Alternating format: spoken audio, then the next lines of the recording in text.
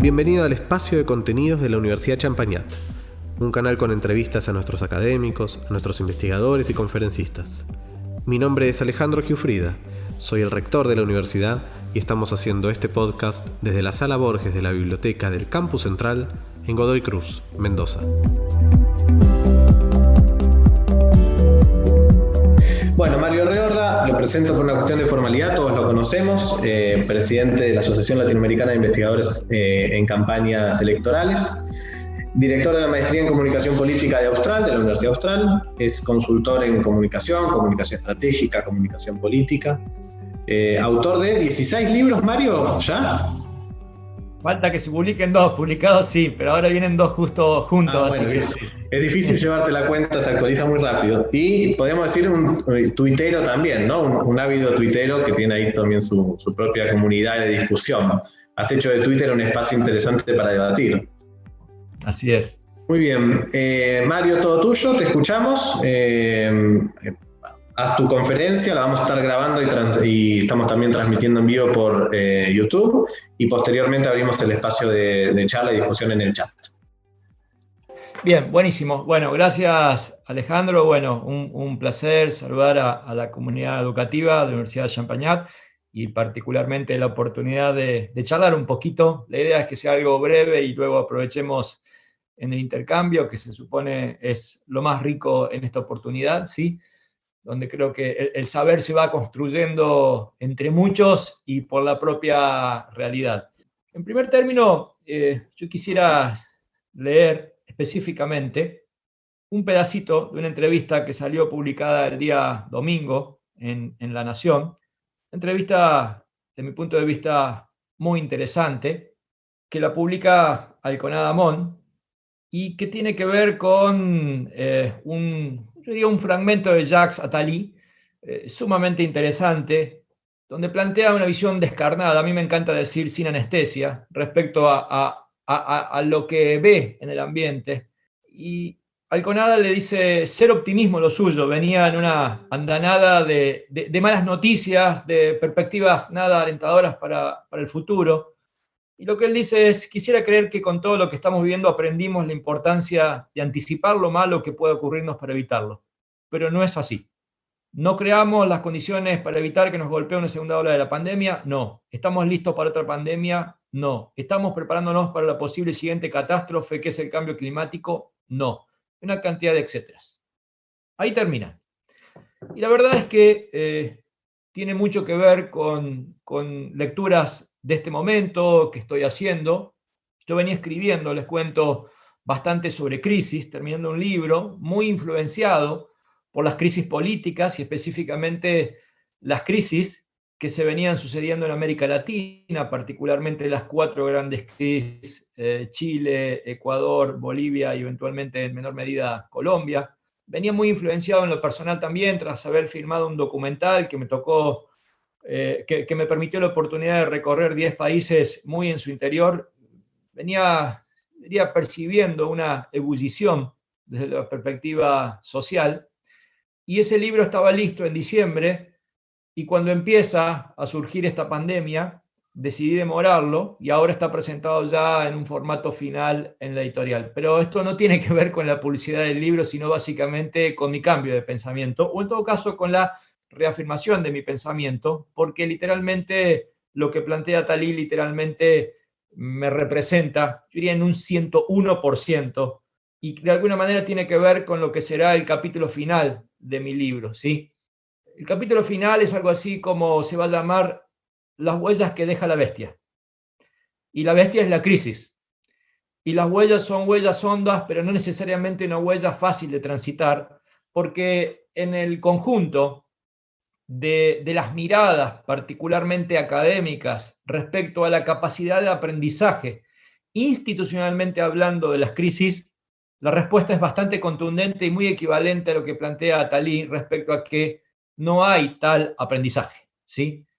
Y que en realidad ese aprendizaje es discreto, que ese aprendizaje generalmente es algo así desde la perspectiva política, como un separarnos rápidamente del pasado, para que ese pasado frustrante, condicionante, no nos afecte institucionalmente, anímicamente, psicológicamente, socialmente, y por lo tanto, mientras más nos separemos, mejor nos irá. Cuando uno analiza el ida y vuelta de las políticas, cuando uno empieza a visualizar que el hilo institucional histórico más bien tiene ensayo y error, es como una imagen metafórica de un serrucho y no una linealidad ascendente, ¿sí? La historia argentina representa eso.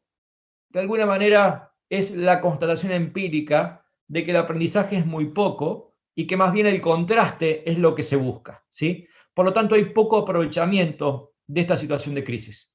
Entonces, de una manera muy rápida, lo que quiero hacer es contar, de mi punto de vista, qué está pasando en términos de oportunidades y qué está pasando en términos de la falta de aprovechamiento de esas oportunidades, centrándome en lo político y centrándome en lo social. Quizás iré de lo macro, no sé si llamarle a lo micro, pero de lo macro hacia una instancia que tal vez nos involucre a todos en nuestra actividad mucho más cotidiana, más allá de que la política siempre nos rodea y nos subsume.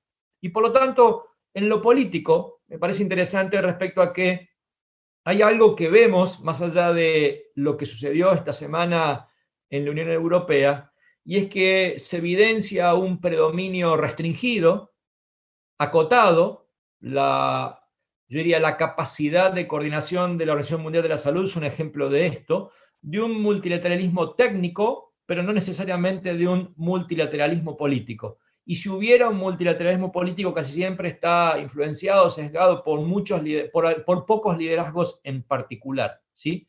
Y esta es una perspectiva quizás también pesimista, porque al no existir cierta institucionalidad supra, es probable que siempre dependamos del humor de turno. Y no siempre quizás va a haber una canciller como Merkel que pueda liderar un proceso o algún socio como esto, sino que también hay que imaginar que los Bolsonaros existen, ¿sí? Que los Trump existen y que por lo tanto esta inexistencia de cierta institucionalidad supra, por lo menos en su peso, como en algunos espacios acostumbrados a ver, es un problema de coordinación y es un problema de calidad política, por lo menos en una especie de diálogo, coordinación internacional, que pareciera ser que no era problemático hasta que nos dimos cuenta que la pandemia sí tenía escala global y por lo tanto ahí esto no es un tema menor.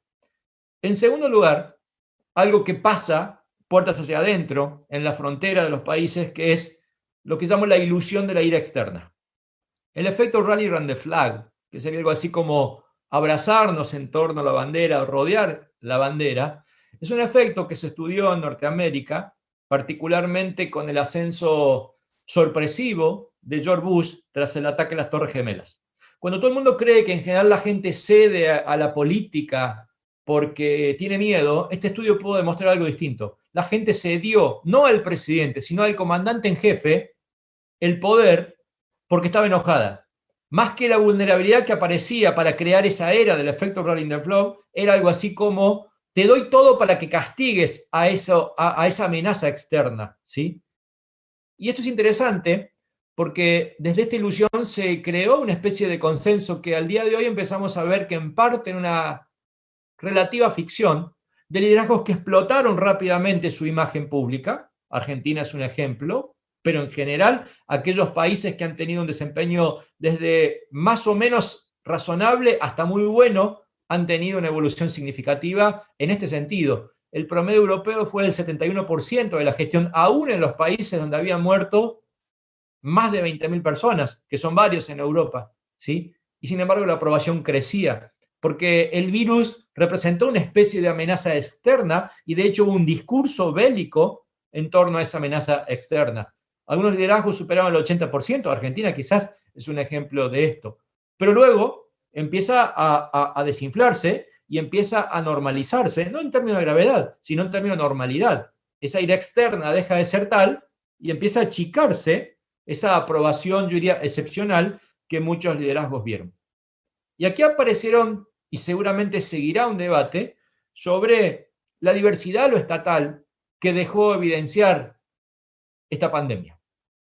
Por un lado, una estatalidad, en términos de capacidades que personalmente me gusta, un Estado protector, un Estado que asiste a la vulnerabilidad, un Estado que se hace cargo, un Estado presente, es lo más parecido y quizás dejo entrever lo que a mí me gustaría, a una concepción socialdemócrata que no excluye lo privado, pero que claramente está antes de lo privado para mitigar.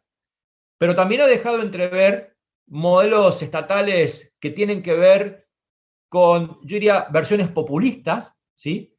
En donde, por ejemplo, en El Salvador con Bukele, que es un fenómeno comunicacional, va arrasando en términos de discursividad por encima de toda la institucionalidad, o ciertos liderazgos que se aproximan a expresiones protofascistas, Hungría, la India, Filipinas, ¿no? Digo, con sus propias características, y esto va generando de verdad un serio problema de lo estatal. Aparece una idea donde también es valioso lo estatal en tanto en cuanto modelo iliberal, aquellos estados en donde la democracia está presente, pero los controles republicanos adentro de la democracia están ausentes. Creo que se nos viene a la cabeza claramente el modelo ruso, pero de ninguna manera es el único, ¿sí? Y por otro lado también aparece cierta estatalidad autoritaria, pero curiosamente celebrada en muchos espacios internacionales por su eficacia. Singapur a una escala menor, China a una escala mayor, que de alguna manera representan algo así como la cuarta revolución estatal. De hecho, hay un libro que se denomina así, en donde pareciera ser que importa menos la cuestión democrática, importa más la capacidad de respuesta del Estado. Peligroso, por cierto, pero realista también, porque eso existe como una de las tantas opciones de lo estatal. También aparecen cierres, y están ahí latentes, que todavía no lo sabemos. Cierres de frontera todavía vigentes. Aparecen nuevos fenómenos como la estigmatización turística, la turismofobia, donde, por ejemplo, el habitante de un lugar receptivo turísticamente tiene miedo respecto a quién vendrá, ¿sí? Pone reparos respecto a quién va a ser el próximo turista que venga hacia mi espacio, y por lo tanto estos cierres son políticos, son sociales, son económicos, son culturales. También es interesante que se abren nuevos debates y nuevas agendas. Y la verdad es que son sumamente interesantes, algunos quizás existentes de siempre, pero son sumamente novedosos en su instalación. Para algunos, quienes deciden posarse sobre estas realidades, ¿no? Me encanta ciertos condicionamientos de la ayuda estatal o de la ayuda multilateral o de la ayuda pública hacia empresas en Europa, porque van condicionadas con la asunción de protocolos ambientales que en situaciones de normalidad o previa sería imposible que hubieran accedido las empresas, y por lo tanto la capacidad crediticia tiene que ver con la capacidad de respuesta respecto a ciertos protocolos que representen una nueva conciencia ambiental. Hay también una incorporación cada día más novedosa de ciertos debates sobre el peso del Estado, incluso, ¿no? Respecto a, por ejemplo, la calidad de los sistemas sanitarios. Se debate algo que parece irreal, pero que es interesante como mínimo que haya aparecido, que es la posibilidad de una renta universal, ¿sí? Se debate respecto a los fondos lícitos o la circulación del dinero internacional, y por lo tanto si es factible ayudar a una empresa que tiene fondos en las Islas Caimán, por citar un ejemplo. Se ha potenciado la agenda de género. Hace horas acaba de salir un informe de Oxfam donde determina que 73, solamente 73 ricos en América Latina han expandido su fortuna a 48.300 millones de dólares en 4 meses, y que solamente el crecimiento, no la totalidad, el crecimiento de 4 fortunas equivale a 1/3 de la ayuda estatal que toda la región en conjunto haría para mitigar el efecto de la crisis. Y esto genera un debate sobre si es tan alocado o si es comunista, como algunos dicen, pensar en una escala impositiva, aunque más no sea eventual, para esas grandes fortunas, porque además, y no es un problema estrictamente latinoamericano, esta mañana publicó el Instituto Reuters de la Universidad de Oxford un nuevo debate que se instaló en Gran Bretaña, particularmente en Gran Bretaña, porque se ensanchó o aumentó o se modificó el coeficiente de Gini. Para recordar, el coeficiente de Gini básicamente mide la distancia económica del decil más rico con el decil más pobre, y era un problema estrictamente latinoamericano, y sin embargo, fíjense, se discute en Gran Bretaña. Y la verdad es que esto es interesante y es una oportunidad en lo político, poco aprovechado por lo menos en nuestro contexto, pero que es interesante que aflora como oportunidad independientemente de las tensiones que puedan generar. También me parece sumamente atractivo imaginar el branding, que tiene que ver con la deliberación, la promesa, el estilo con el cual los gobiernos separan a la sociedad. Creo que uno de los grandes peligros es que los gobiernos se sienten tan escrutados que empiezan a querer mostrar cosas que van más allá, incluso del modo pandemia o del modo contingente en que gestionan esta situación excepcional, y empiezan nuevamente a mostrarse con rostro, con otras obras, como si aquí no hubiese pasado nada, ¿sí? Casi diría como en proximidad electoral, satisfaciendo más bien el ego del gobernante antes que la necesidad de la comunicación específicamente orientada a la gestión de la pandemia, ¿sí? Pero hay una modalidad que habrá que ver por dónde transcurre, si los gobiernos se canalizan más hacia una oferta de mostrarse digitalmente útiles y por lo tanto las redes sociales sirven para gobernar y no tan solo para publicitarse, a ver si los gobiernos se aproximan a un branding de cercanía, básicamente asistiendo a los sectores vulnerables, si se aproximan a entrar a alguno de estos debates o agendas abiertas, como decía, no lo sé, pero sin lugar a dudas existe la posibilidad de un clic interesante para que los gobiernos dejen a un lado la satisfacción de su ego y empiecen a imaginar, por lo menos desde el branding, un gobierno presente y un gobierno en modo emergencia, modo pandemia. Y una de las cosas interesantes es que, yo diría, la gran aparición, hablando de branding, de las empresas que pautaban, que invertían publicidad en televisión, estaba asociada a la idea de unidad. Unidos saldremos, nos vemos en poco, nos abrazamos, y así una empresa de cerveza decía que íbamos a ser más unidos que nunca, y una empresa de tarjeta de crédito que nos íbamos a encontrar más hermanos que de costumbre, y de uno u otro modo esa idea de unidad fue una ficción que empezó a destaparse ahora tras esta, yo diría, nueva normalidad, donde el tribalismo, que era una característica en gestación desde hace muy buena cantidad de tiempo, empieza a cristalizarse como un hecho que en la política nos identifica. ¿Y nos identifica cómo? Nos identifica en primer lugar discursivamente.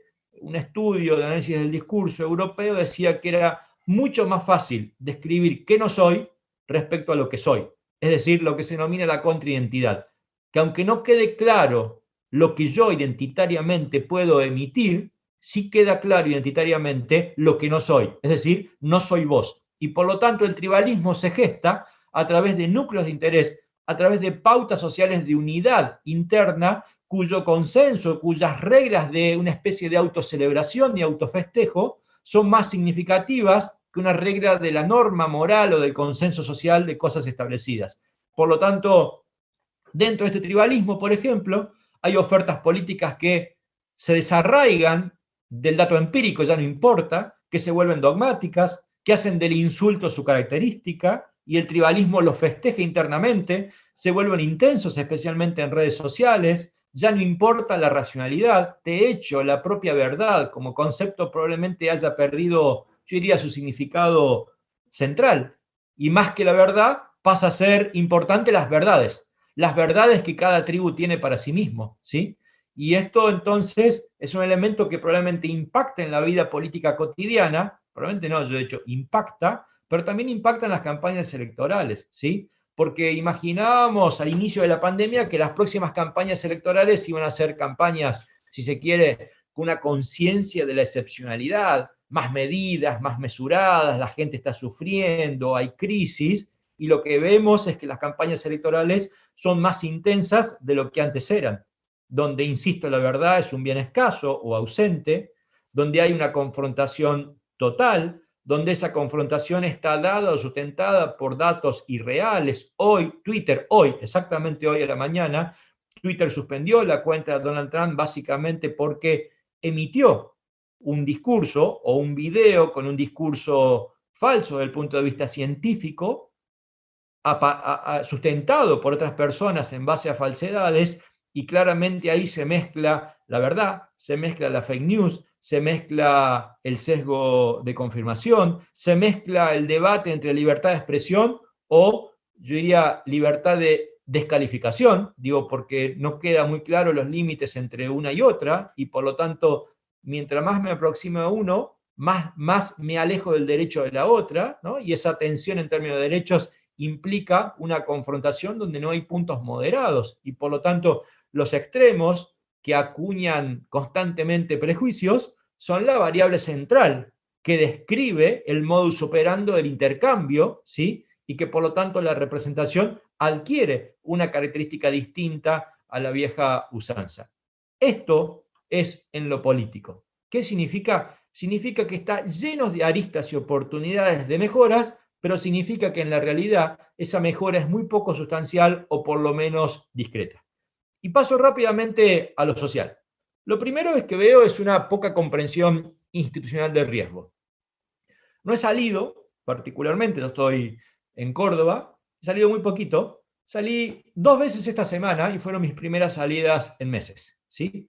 Me pasó algo muy raro y lo cuento porque me sorprendió. Tuve trato solo con gente profesional, ¿sí? Es decir, por mi actividad de profesiones liberales. Y cuento una infidencia, la totalidad de las personas con las cuales interactué quisieron darme la mano al principio, ¿sí? La totalidad de los familiares con los que me acerqué quisieron saludarme, sea con un beso o un abrazo.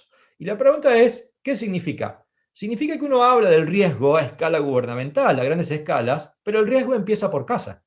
El riesgo empieza por un protocolo interno personal asumido, un protocolo familiar asumido. La pregunta es, ¿cuántas familias ya todavía, por ejemplo, permiten el ingreso a sus hogares dejando el calzado en la puerta de casa? ¿Cuántos siguen desinfectando los alimentos? ¿Cuántos siguen con protocolos que tengan que ver con el riesgo? Y realmente hay un relajamiento. Y esto es interesantísimo. ¿Por qué? Porque básicamente el riesgo, yo diría, cuando no se incorpora culturalmente, y luego lo voy a ver, tiende a producir 2 tipos de fisuras, ¿sí? Que es el autorrelajamiento, o el relajamiento a secas, perdón, y la autocomplacencia, ¿sí? Lo primero es, ya no me importa el estado de alarma, de alerta frente a la vulnerabilidad, y lo segundo es, aunque me importe, me doy permitidos, ¿sí? Me relajo y soy autocomplaciente con un deseo en particular. Y este es un serio problema en el que estamos y por lo tanto hay una muy poca comprensión institucional del riesgo. El segundo es la confusión fuerte que hay entre riesgo frente a crisis, ¿sí? Las crisis son esporádicas, pero el riesgo es constante. Es probable que cada uno de nosotros tenga un rango de riesgo. La universidad tiene un rango de riesgo. Las personas tienen un rango de riesgo de acuerdo a nuestra vida. Cada sector tiene un rango de riesgo. Lo cierto es que el rango de riesgo, salvo que exista un accidente o algo, no va modificando nuestras conductas. Yo he sido autoridad universitaria y nos preocupamos por una escalera una vez que había una persona con discapacidad que no podía subir.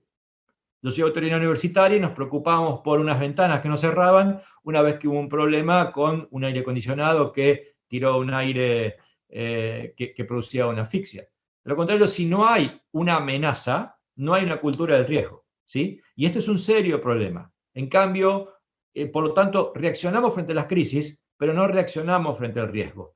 Y así como hay un riesgo una vez que se sucede una crisis, siempre hay un riesgo hipotético, lo que llamamos el riesgo previo, que es analizable, que es pronosticable, que es más o menos medible, para el cual uno pudiera estar preparado o ir adecuando conductas, modificando hábitos frente a ese riesgo. Entonces hay que entender el riesgo primero como un derecho, como una política pública y como aquella actividad de corte preventivo que nos permite preparar frente a amenazas, frente a vulnerabilidades, frente a peligro, ¿sí? El riesgo se manifiesta en tanto y en cuanto hay amenazas externas que van produciendo incertidumbre y que necesito de modificaciones de mi conducta para que ese riesgo sea mitigado, ¿sí? Y entonces ahí aparecen 2 elementos sumamente importantes. Anoche particularmente un ex ministro de Salud de Argentina criticó un spot que es criticable, ¿sí? Que es mejorable incluso, pero no me preocupa el spot, cada uno tendrá su punto de vista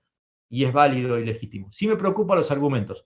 Utilizó en un tuit la palabra miedo y pánico y dijo que el spot era un error porque apelaba al miedo y porque generaba pánico. Me preocupa que una autoridad sanitaria use esas 2 palabras sin entender lo que significa en el riesgo la palabra miedo y la palabra pánico. Y voy a ser muy breve. ¿Qué significa el miedo? 1, el motor persuasivo del riesgo.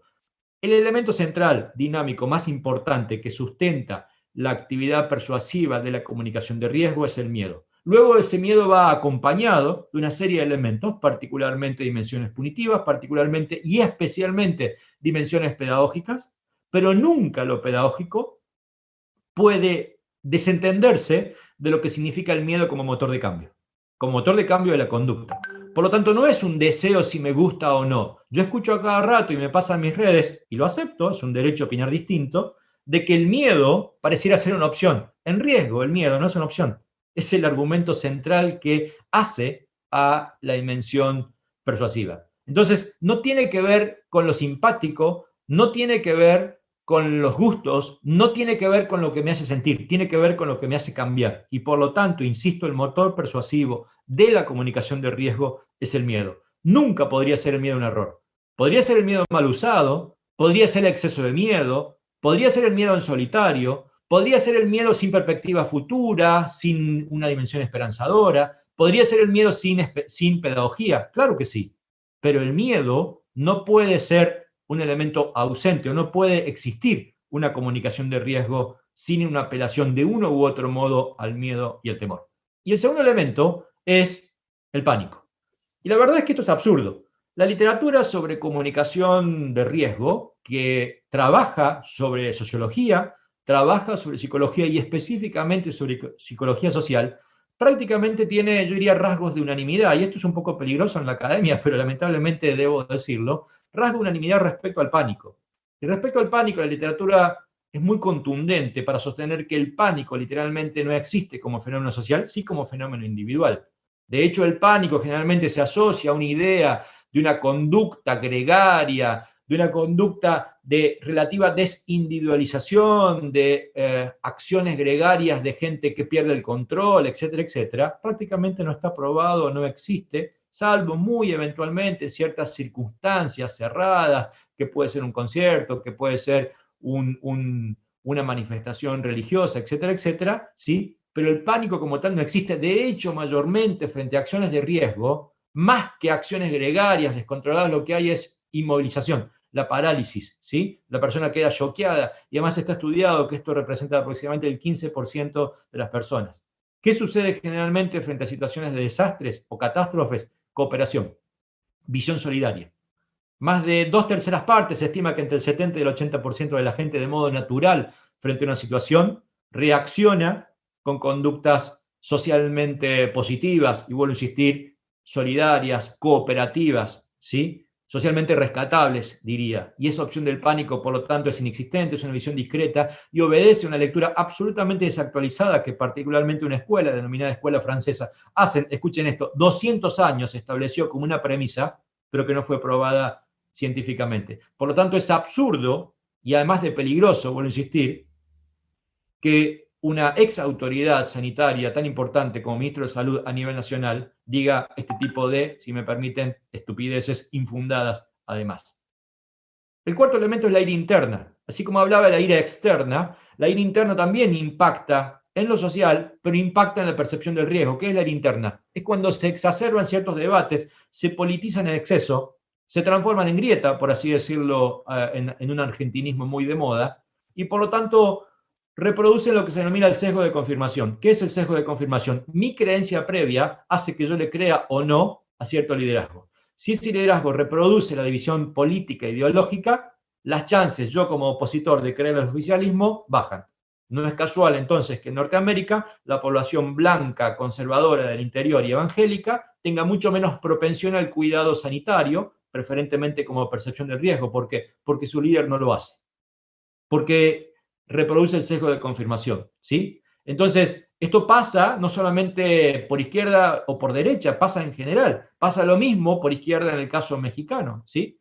Porque simbólicamente el líder no se cuida del barbijo y por lo tanto el seguidor más fiel de López Obrador tiene menos propensión a la concepción del riesgo en términos de alarma, ¿sí? Y la alarma no es una palabra mala en términos del riesgo, es una palabra que nos hace ruido, pero es una palabra sumamente interesante. ¿Qué representa la alarma en el riesgo? Es el estado del riesgo activo, ¿sí? Hay alarma en tanto y en cuanto existe la percepción del riesgo y está activa. Por lo tanto, es una señal de eficacia del riesgo y eventualmente de la comunicación del riesgo.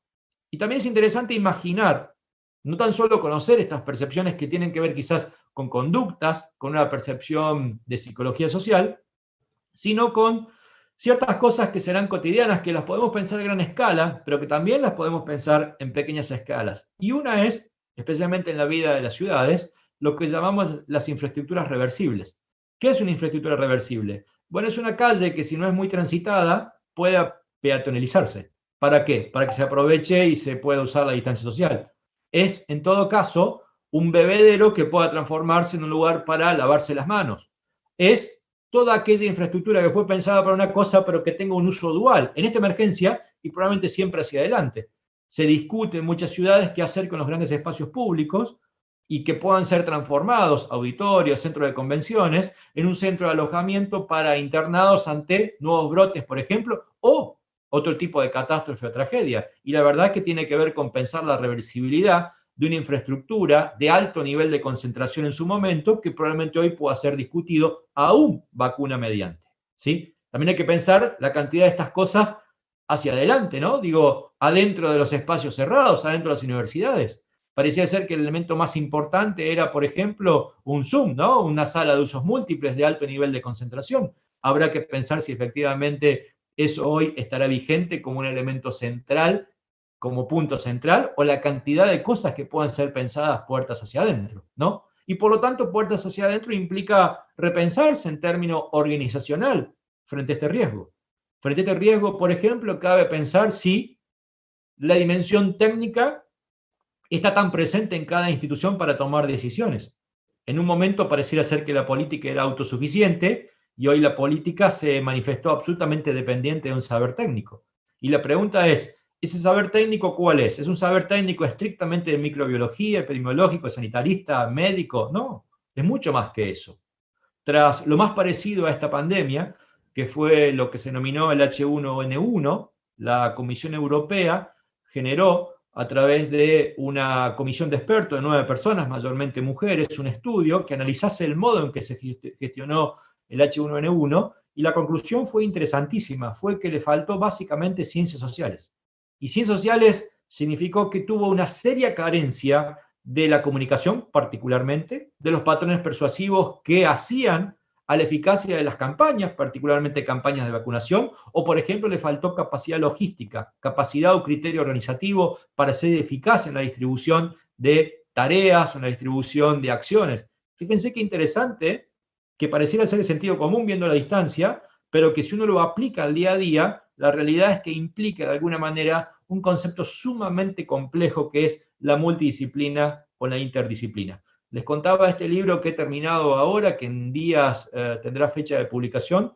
La escribí con una persona a quien no conocía y la conocí simplemente por mail de ofrecerle escribir un libro junto, que es una psiquiatra especialista en situaciones de desastres de la Organización Panamericana de la Salud, ¿sí?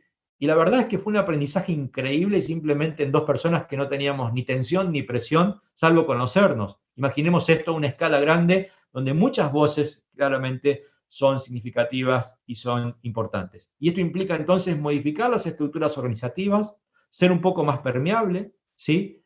Poder pensar que hay establecimiento de protocolos de riesgo y nuevas expertise asociadas a esos protocolos de riesgo con sumo realismo. La palabra protocolo muchas veces es una palabra que rigidiza en exceso, pero me parece que es bastante entendible, independientemente de que tal vez no fuese la palabra correcta, sino más bien la generación de capacidades y habilidades para gestionar este riesgo. Por lo tanto, para terminar, lo que quiero asumir es que también nosotros como academia tenemos una responsabilidad fenomenal y me encanta haber sido parte en la inauguración de esta diplomatura, porque uno de los grandes responsables de la ausencia del riesgo en la agenda pública es que las universidades no teníamos al riesgo como un elemento central. Particularmente yo viniendo de la ciencia política y específicamente de la comunicación política, quizás lo he hecho como un capricho personal a lo largo de mis clases, porque hace muchísimo tiempo que trabajo esta temática, pero sí también veo en perspectiva comparada que la literatura es gigante. Esto que ven atrás, mayormente atrás mío en esta biblioteca, está construida sobre riesgo y crisis, toda esa parte, y es muy grande la literatura sobre riesgo y crisis, pero además de muy grande, lo que más me interesa para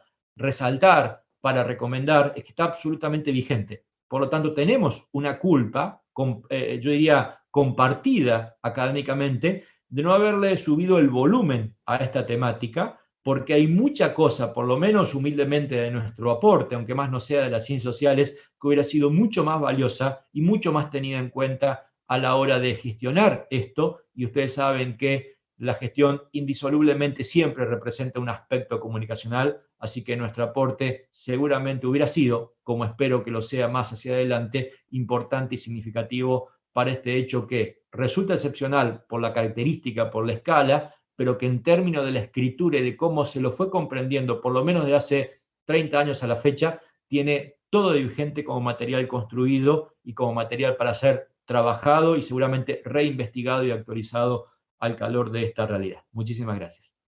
Gracias, Mario. Qué gusto escucharte. La verdad que es siempre movilizador en cuanto a la multiplicidad de temas que vos podés englobar dentro de un mismo debate, discusión. Pero dentro de esa gran multiplicidad me gustaría hacer un primer foco sobre algo que dijiste que me pareció muy interesante y que voy a aprovechar para conectarlo un poco con lo que van a ser después los módulos o contenidos de la diplomatura, como para empezar a vincularlo y también invitar a que si alguno de los profes o alumnos tiene ganas de hacer alguna consulta, que lo puedan poner ahí en el chat mientras trabajamos sobre este primer punto, que es, vos hablás de que se creó una ficción de la idea de unidad, un concepto que me pareció muy interesante, y retomabas algunas campañas que fueron tanto públicas como privadas, ¿no? También de las empresas y del sector público. Vinculado a eso, hablaste también de la cuestión de la ira, interna-externa, pero la ira como motor centralmente. Y al comienzo de la entrevista a Talí, que es una entrevista fabulosa, que yo también la recontra recomiendo, tiene 3 o 4 conceptos realmente muy atractivos. Pero para asociar un poco estas cosas, ¿no? La ira, la entrevista, más la ficción de la unidad, de la idea de unidad. ¿Qué pasa cuando uno desde un rol de comunicador, en la gestión de un espacio, crea y genera lo que puede ser una burbuja, ¿no? Lo que es una burbuja o una sensación o una idea que después no tiene un correlato en la realidad?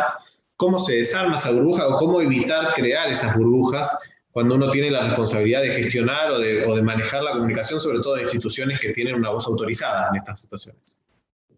Bueno, yo creo que cuando uno, dentro de las recomendaciones que incluso ni siquiera son mías, voy a citar un paper escrito en el 2003, actualizado en el 2011 y actualizado en el 2020, de hecho, para ser exacto, en marzo del 2020, es el mismo paper que se fueron cambiando palabritas que ha hecho la Organización Mundial de la Salud y que replica, adaptado a la Organización Panamericana de la Salud, respecto a lo que mejor se puede esperar de un gobierno, de una institución frente a un hecho de esta naturaleza, es, 1, la reacción temprana y 2, la realidad, la verdad, ¿sí?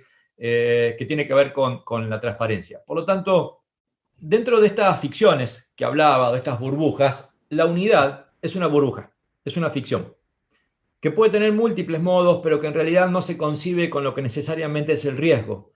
Si uno trabajase o creyese que está en una situación de crisis fuerte, la crisis quizás en su escala de lo que llamamos catástrofe, ¿no? Que es quizás la instancia máxima de la crisis, el concepto de unidad es una especie de refuerzo anímico significativo, importante, pero que no se corresponde necesariamente con el riesgo. Por eso la separación entre riesgo y crisis es sumamente interesante hacerla siempre. A pesar de que en muchas circunstancias puedan trabajar en paralelo, es importante esa diferenciación. Entonces, la dimensión anímica en una situación de lo que llamo riesgo último o de lo que significa una crisis donde particularmente se desbordó el sistema sanitario, es sumamente entendible y diría, si tuviera que recomendar en esa instancia qué hacer, esa concepción de la unidad emotiva incluso es razonable y es útil.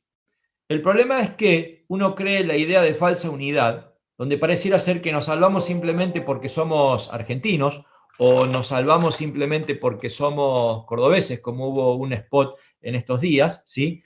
Y en realidad eso desnuda, ¿sí?, una ausencia de un riesgo institucional, de un riesgo certero, de un riesgo, por más duro que sea, que debemos asumir como tal. Entonces, se convierten en burbujas, en fantasías, en falsas ilusiones, que literalmente, de mi punto de vista, nublan el raciocinio necesario que el riesgo necesita, ¿sí? Que es esta noción de verdad, que es esta noción también pedagógica de qué debo hacer concretamente, además de ser argentino y de creerme unido, para transformar algo. Entonces, ahí hubo un serio problema de confusión de roles de la comunicación o de confusiones de esencia de la comunicación que de mi punto de vista son una ficción. Fíjense que no es casualidad tampoco que Argentina en este momento instala, como justo cuando aparece la pandemia, el concepto de Argentina Unida, ¿sí? Digo, va todo en la misma línea. Entonces, ¿qué significa? Lo voy a decir muy claro y muy simple. La confusión de parámetros de crisis para ser usados en situaciones de riesgo. Te paso a leer algunas consultas. Federico pregunta, en cuanto a la idea de que el riesgo es permanente, ¿cómo se entiende desde los objetivos de las instituciones el riesgo y cómo se administra en términos de comunicación ese riesgo? Bien. Lo primero que hay que sostener es que uno tiene generalmente un rango de riesgo. ¿Cuál es el problema de la política? Que el rango de riesgo es de 360 grados, ¿sí? A diferencia de una institución, de una empresa que tiene un rango de riesgo acotado. A ver, yo tengo 20 variables de riesgo. Bueno, ok. Entonces yo puedo trabajar con escalas, ¿sí? Hay jerarquías de riesgo, hay mapas de riesgo, hay un mapeo de actores del riesgo, hay intensidades del riesgo. Entonces, esto no significa que yo deba trabajar 20 riesgos juntos y un gobierno no podía trabajar 100 riesgos juntos, ¿sí? Pero por eso digo, el mapeo de riesgo es sumamente interesante porque establece una jerarquización de ellos e implica posarse sobre el riesgo más crítico o con chance de tornarse más crítico. Segundo, el riesgo no es estable, ¿sí? Hay riesgos que son estacionales. Si yo, por ejemplo, trabajo sobre el dengue, bueno, evidentemente la estacionalidad es clave.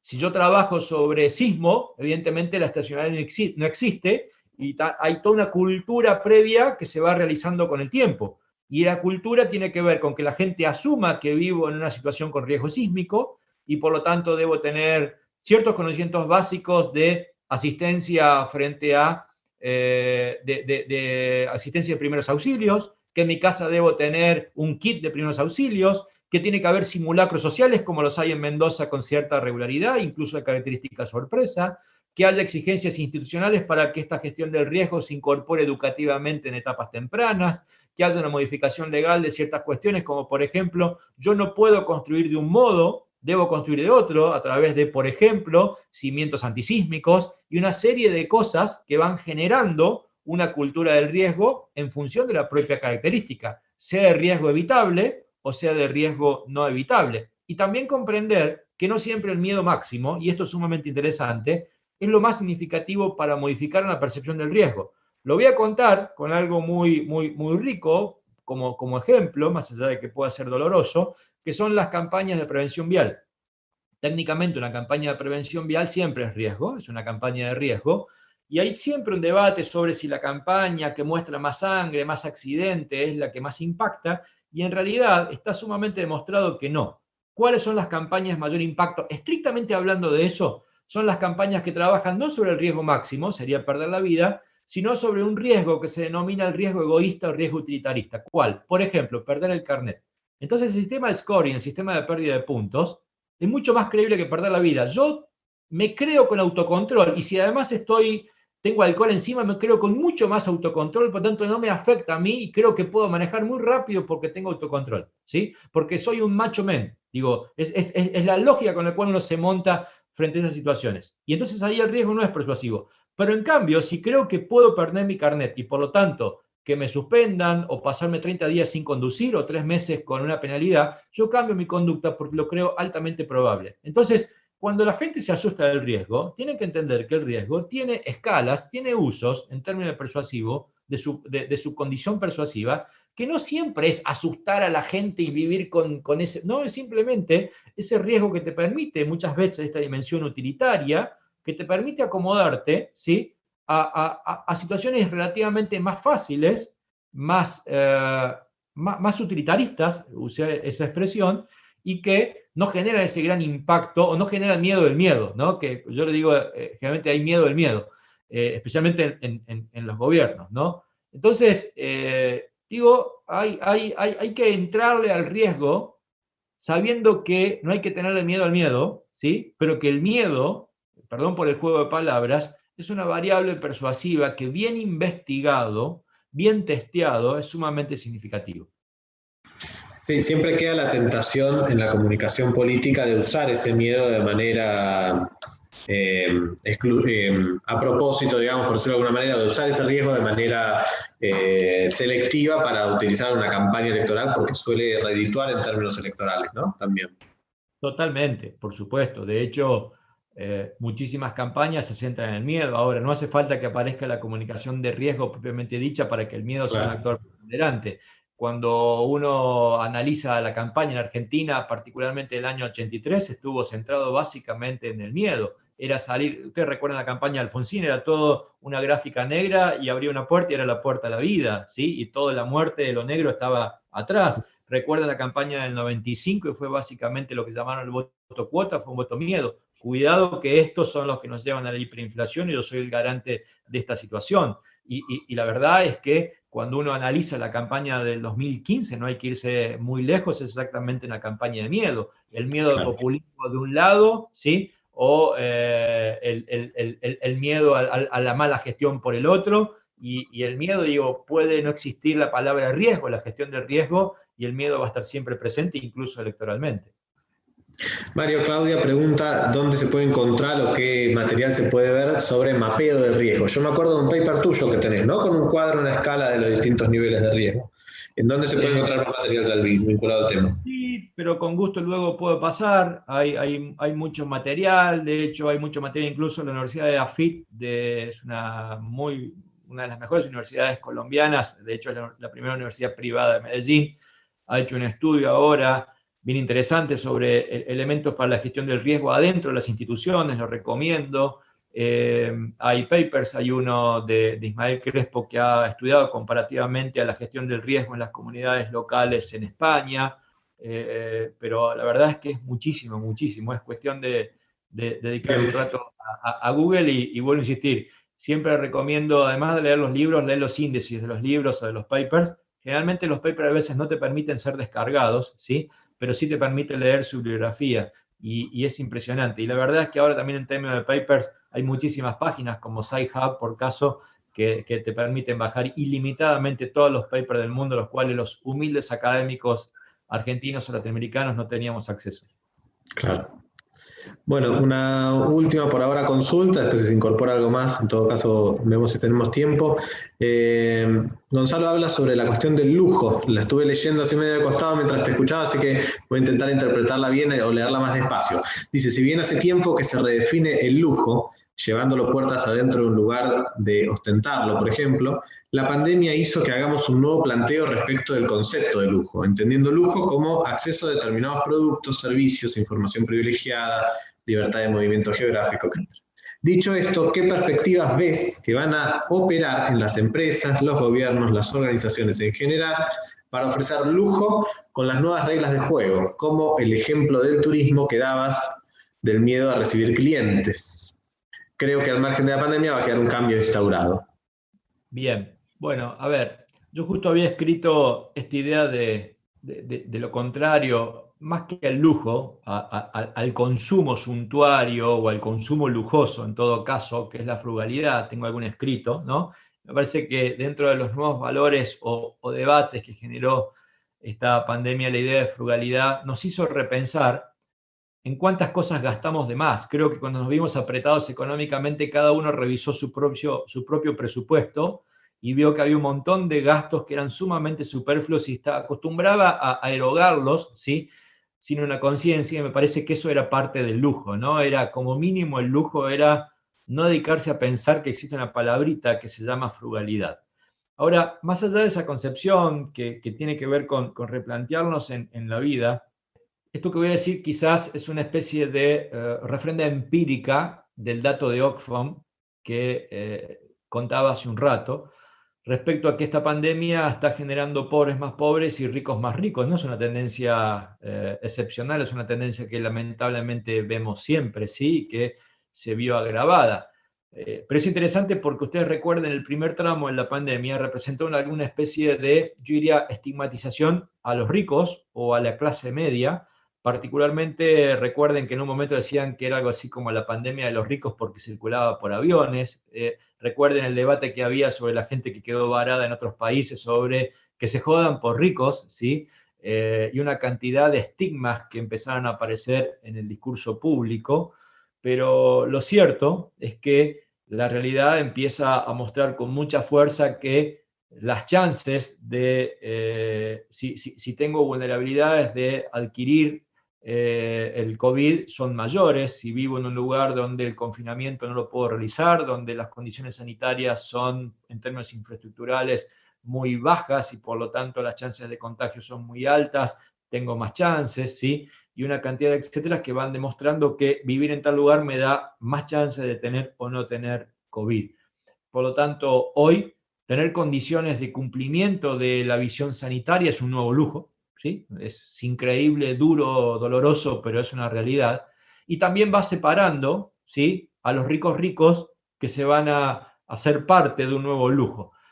Justo es un tema, y específicamente para responder, porque la pregunta se fue hacia el lado del turismo, es un tema que a mí me gusta por pasión personal, que es el turismo, y particularmente el turismo de alta gama, no porque lo pueda hacer, quizás porque me encantaría hacerlo, pero es interesante y estoy leyendo mucho en estos días de algunas condiciones de la reformulación del turismo. Y básicamente el turismo de lujo va a significar quizás una oportunidad que no todos tengamos, ¿sí?, y que la van a tener las personas con alto poder adquisitivo. ¿Por qué? Porque tienen chance de pagarse un avión privado, un charter, ¿sí?, de modo personal para no compartir con el resto, porque tienen chance de pagar un lugar donde no vaya mucha gente, sino donde los protocolos sanitarios sean sumamente estrictos, porque prácticamente no va nadie en función de los costos, y ese turismo es un turismo que cuesta $1.000, $2.000 o $3.000 al día. En Mendoza hay muy poquita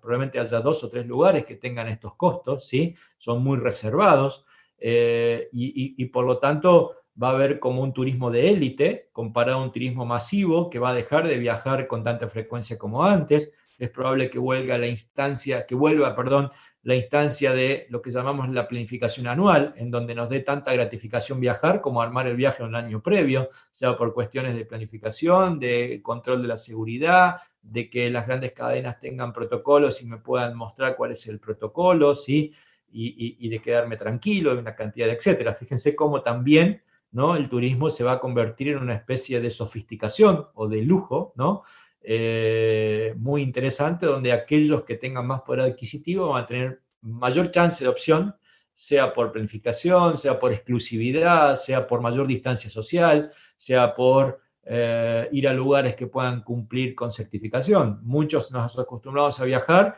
y vía Airbnb o alguna plataforma equivalente íbamos a cualquier lugar. La pregunta es si ahora vamos a ir a cualquier lugar sabiendo o no sabiendo al revés quién durmió anoche, ¿no? Digo, ese tipo de cosas son transformaciones gigantes que se han dado en un ámbito que había explotado, ¿no?, que era el turismo, y que hoy realmente, probablemente, si no es la peor de los rubros afectados a nivel mundial, probablemente sea el peor de todos los rubros afectados a nivel mundial, ¿no? Y es probable que su recuperación tenga que ver no con escalas masivas, sino con opciones selectivas que estén asociadas al lujo. Entonces, es una de las nuevas distancias o de las nuevas asimetrías, ¿no?, o de las nuevas, yo diría, llamarle injusticia es una toma de valor, pero ¿por qué no las nuevas injusticias que ha generado también esta pandemia, ¿no?, entre el que más tiene y el que menos tiene, donde el lujo se hace cada día más chiquito, ¿sí?, y menos pasible de ser alcanzado por, yo diría, incluso hasta por las clases medias. Doy por sentado que las clases bajas estaban afuera de cualquier chance cercana al lujo. Mario, ahora sí la última que me quedó ahí vinculada a esto último que estabas diciendo, ¿no? Al comienzo, cuando hablabas de la entrevista de La Nación, uno de los conceptos fuertes de esa entrevista, el entrevistado plantea que se sorprende o se sorprendió como por presión 2.500 millones de personas pasaron de un día para el otro a la virtualidad, a trabajar a distancia, que nunca había podido imaginar que la presión pudiera generar un efecto tan fuerte y tan veloz. Ahora, tenemos efectivamente a buena parte del mundo, y por hablar de Argentina, buena parte de nuestro país, trabajando a distancia, interconectado, con acceso a redes, con acceso a internet, maximizando su conocimiento sobre cómo navegar, entrando, por ejemplo, a formaciones virtuales, gente que tal vez antes no lo tenía en radar, transformándonos las instituciones educativas. ¿Te parece que esto va a tener tanto el acceso a la virtualidad como la expansión, ¿va a tener impacto específicamente en nuestra ciencia de la comunicación o en nuestra comunicación de las organizaciones? ¿Estás viendo ahí un impacto fuerte o te parece que va más por el lado de lo social, por decirlo de alguna manera, y la comunicación va a acompañar? No, creo que las aceleraciones se están dando en todo rubro, aunque todavía falte, ¿no? Justo hoy leía un estudio en la Universidad Austral donde el 63% de las instituciones tuvieron que acelerar un plan de inversión tecnológica, ¿sí?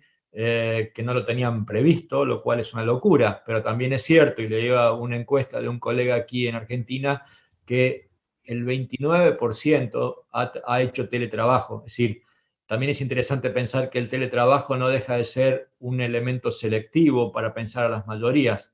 Un tercio es una cantidad enorme de gente, pero 2/3 afuera del teletrabajo también es una cantidad mucho más Claro. enorme, ¿no? Entonces, por supuesto que habrá transformaciones, pero me parece que todavía es muy prematuro saber para dónde van. Hoy se empiezan a discutir cuestiones como derechos laborales. Aquí veo que se la veo Soledad, Silvina, Mariana, Claudio, digo, son todos docentes también, y la verdad es que empiezan a debatirse cuestiones como los derechos laborales del teletrabajo, ¿sí?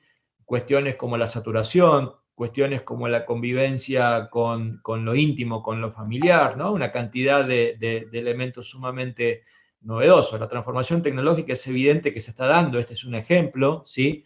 Pero lejos está de ser un elemento definitivo, ¿no? Desde todo punto de vista. Yo no me imagino, y en tu caso como autoridad universitaria, que ya des por sentado de que esta va a ser la norma hacia adelante. No, Yo no, creo que en no. todo caso va a ir hacia modelos híbridos. CONIAGUA está evaluando la acreditación de carreras casi híbridos, 50-50, ¿sí? Si es que no lo ha hecho, yo me he perdido ya. Sí, sí, ya no lo ha permitido, sí. Por lo menos en Bien. este. Mm. Exacto, digo, y entonces me parece que va a eso, ¿no? Hacia modelos híbridos. Y dentro de lo híbrido habrá alguno que será un poco más convencional, habrá alguno que será un poco más osado hacia lo tecnológico, y así pasará a nuestras vidas. No creo que toda la realidad nuestra, en nuestra intimidad, tenga que ver siempre con una dimensión tecnológica. Yo soy un viajero, era un viajero total, donde estaba 300 días al año fuera de mi hogar, y por primera vez me choqué porque nunca en 30 años, nunca, la verdad, estuve, ya llevo cuántos, 5 meses, 4 meses en mi casa, nunca, y la verdad es que he entendido que no podría llevar más hacia adelante la vida que llevaba, y tengo una adaptación híbrida, ¿sí? Forzada quizás. Entonces, creo que a todos, en lo personal, en lo institucional, nos está haciendo rever situaciones, pero vaya uno a saber si esa revisión tendrá que ver ya con cambios finales. Desde mi punto de vista, el verdadero cambio que ha venido, independientemente del nivel de realidad con la cual se termina implantando, es la hibridación, ¿no? Creo que eso es más que evidente, que vamos a ser personas híbridas con mitad de vida presencial y con mitad de vida tecnológica.